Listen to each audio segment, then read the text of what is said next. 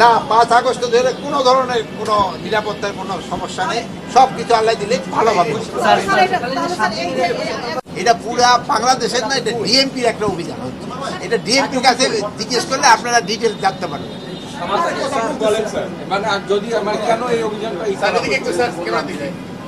বিভিন্ন সময়ে বিভিন্ন প্রয়োজনে বিভিন্নটা করা হয়।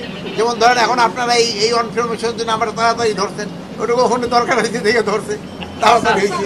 সকালে মালয়েশিয়ার একটা টিম আসছিল না, 5 আগস্ট ধরে কোনো ধরনের কোনো নিরাপত্তার কোনো সমস্যা নেই, সবকিছু আল্লাহ দিলে ভালোভাবে।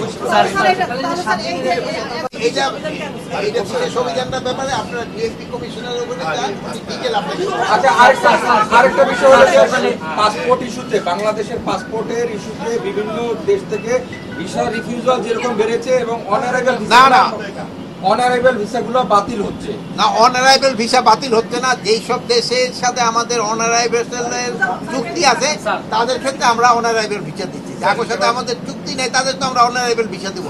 মালয়েশিয়ান টিম আসছিল স্যার সকালে, মালয়েশিয়ায় যাদেরকে গ্রেফতার করা হয়েছে বাংলাদেশে, তাদের আপনারা আপডেট আছে কিনা, তাদের আপনাদের কোনো তাদের ক্ষেত্রে মালয়েশিয়ান টিম এখানে আছে। আপনারা জানেন, তাদের আমরা সবাই নিয়ে